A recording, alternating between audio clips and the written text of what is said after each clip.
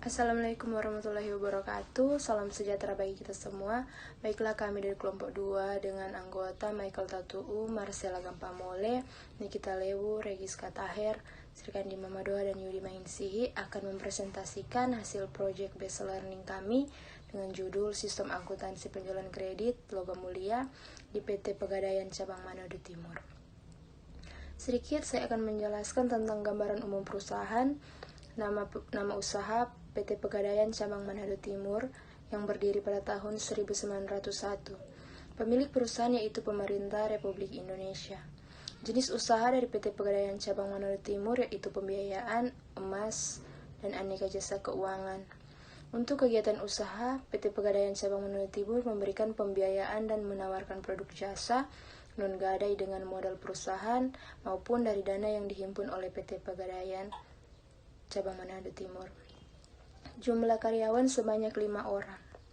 Untuk struktur organisasi dari PT Pegadaian Cabang Manado Timur terdiri dari kepala cabang, kasir, seksi analis kredit, dan pengelola gudang. Di sini saya akan sedikit menjelaskan tentang sistem penjualan kredit logam mulia.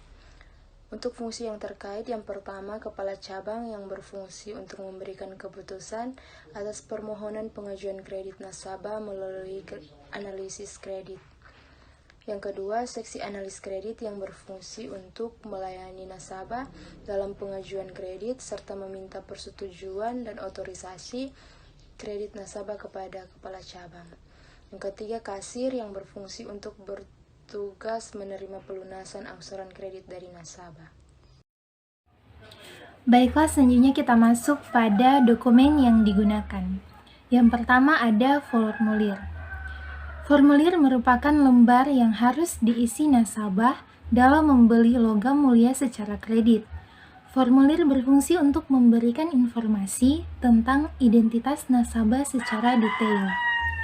Formulir berisi informasi terdiri dari identitas nasabah, identitas usaha, pekerjaan nasabah, nomor telepon yang bisa dihubungi, penghasilan dari usaha, tujuan pembelian logam mulia, dan rincian pembelian logam mulia.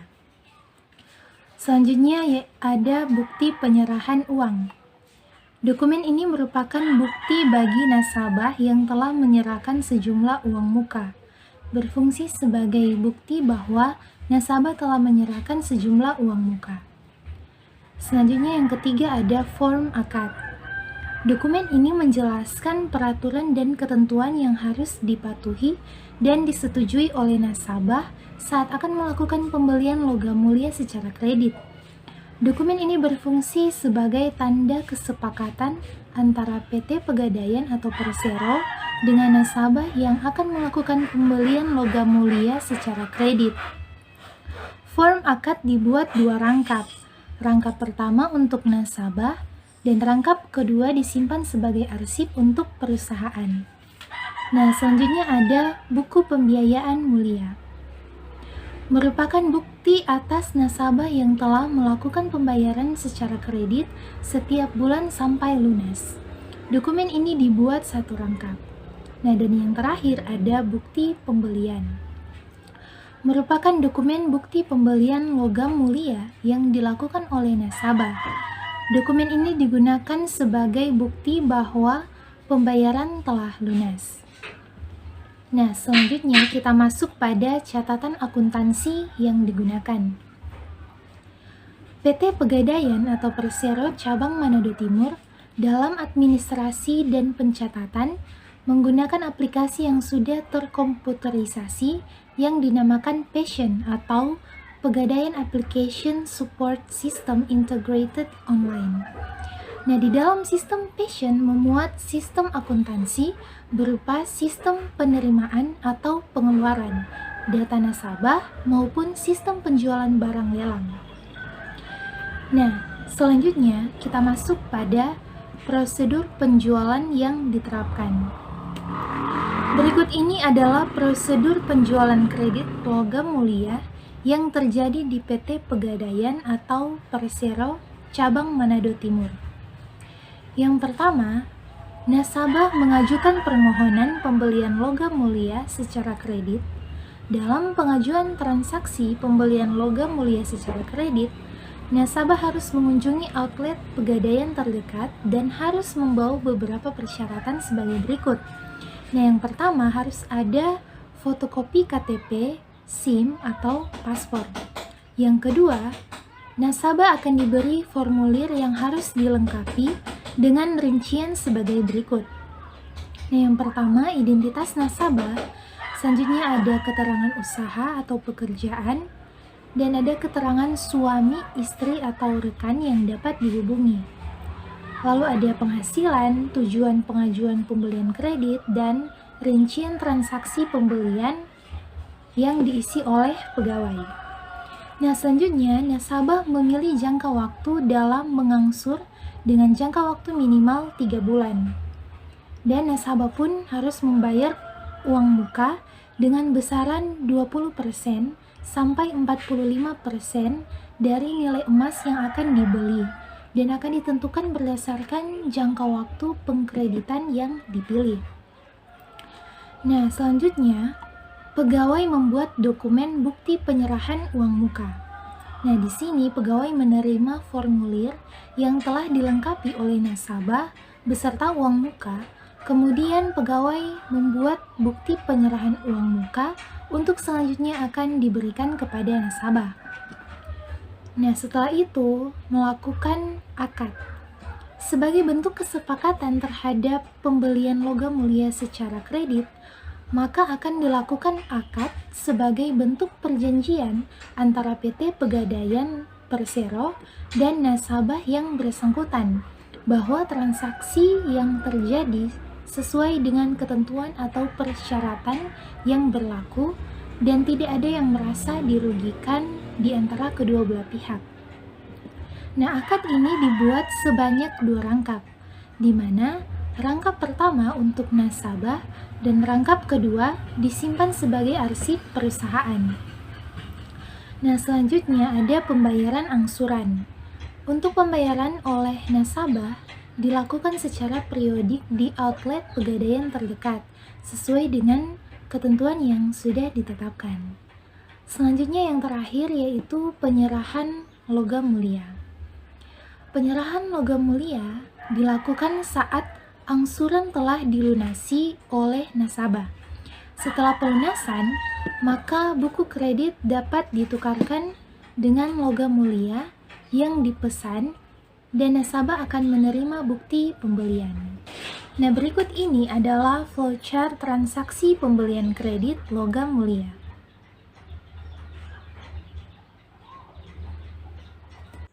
Selanjutnya kita akan membahas evaluasi praktek sistem akuntansi penjualan kredit pada PT Pegadaian Persero Cabang Manado Timur.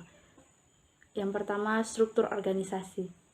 Dalam praktiknya, PT Pegadaian Persero secara tegas memisahkan fungsi-fungsi yang terkait, di mana tiap pegawai memiliki tugas mereka sendiri yang telah diatur oleh SOP dan tidak bisa mencampuri urusan bagian lainnya. Analisis kredit mempunyai kuasa dalam memberikan kredit. Kepala cabang memiliki kuasa untuk mengotorisasi pengajuan kredit nasabah melalui analisis kredit, dan kasir mempunyai tugasnya sendiri yaitu untuk menerima pelunasan angsuran dari nasabah.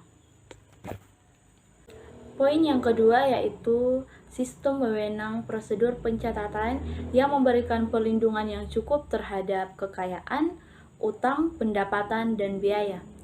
Nah, fungsi-fungsi yang terkait dalam sistem dan prosedur pemberian kredit dari awal proses pengajuan hingga proses akad dan pelunasan angsuran dikerjakan oleh pihak-pihak yang berwenang, yaitu analisis kredit, pengotorisasian kepala cabang, dan kasir, dan yang tentunya dapat menghindari penyimpangan-penyimpangan yang dapat mengakibatkan kerugian bagi perusahaan.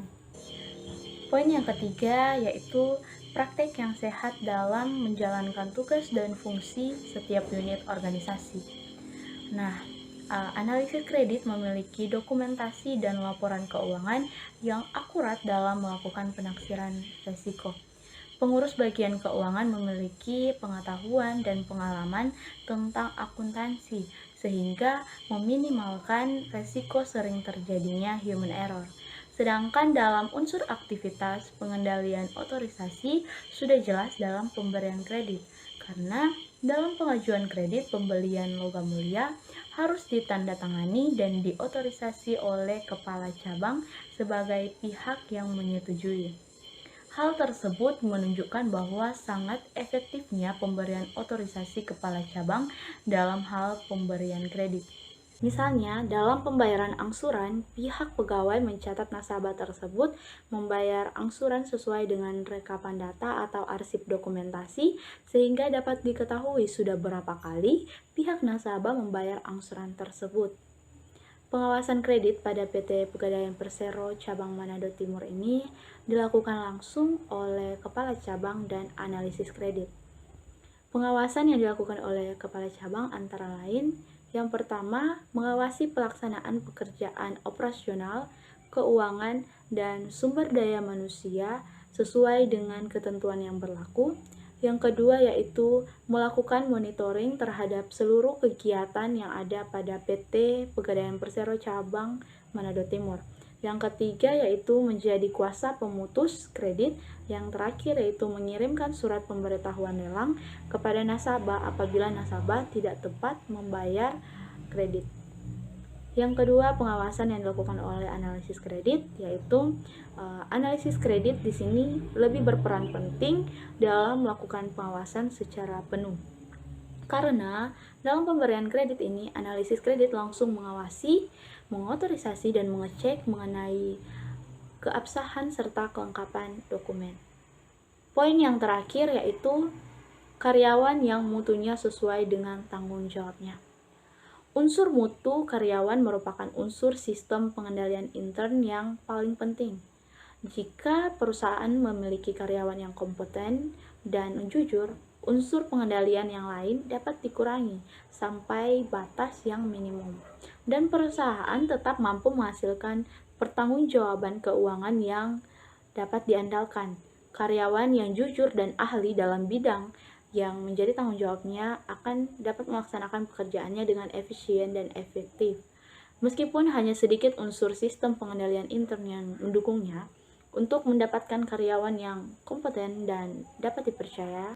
Poin yang keempat yaitu karyawan yang mutunya sesuai dengan tanggung jawabnya. Unsur mutu karyawan merupakan unsur sistem pengendalian intern yang paling penting.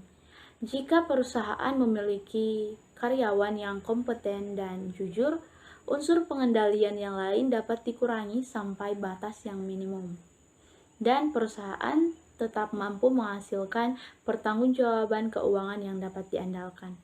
Untuk mendapatkan karyawan yang dapat dipercaya dan dapat diandalkan ini, PT Pegadaian Persero Kantor Pusat melakukan cara sebagai berikut.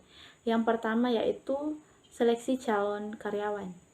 Seleksi calon karyawan dilakukan terhadap seluruh penduduk Indonesia yang memiliki potensi, kualifikasi, dan kemampuan yang dianggap mampu melakukan pekerjaan. Yang kedua, pendidikan. Pendidikan untuk karyawan baru yang terlibat secara langsung dalam proses pemberian dan pengembalian kredit pada PT Pegadaian Persero minimal memiliki pendidikan diploma 3 atau D3. Dan yang terakhir, pelatihan.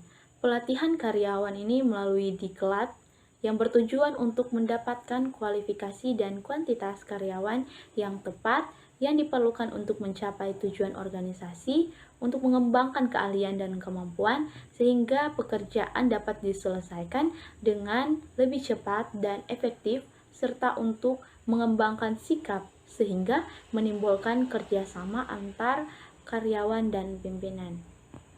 Jenis-jenis diklat yang diberikan kepada karyawan oleh PT Pegadaian Persero yaitu ada diklat dasar, yang kedua ada diklat fungsional, yang ketiga ada diklat manajerial, dan yang terakhir diklat lain-lain. Salah satu jenis diklat yang diberikan PT Pegadaian kepada karyawan yaitu diklat fungsional. Diklat fungsional ini bertujuan untuk menunjang, mengembangkan keahlian atau keterampilan kerja yang dititik beratkan pada perubahan pola kerja, cara kerja, serta penggunaan metode-metode kerja mutakhir. Diklat fungsional ini antara lain yaitu meliputi diklat penaksir muda, diklat ahli taksir, diklat pemeriksa madya, diklat legal office muda, dan sebagainya. Ya, berikut ini beberapa dokumentasi yang kami ambil ketika kami melakukan PBL. Demikianlah presentasi dari kelompok 2. Akhir kata diucapkan terima kasih.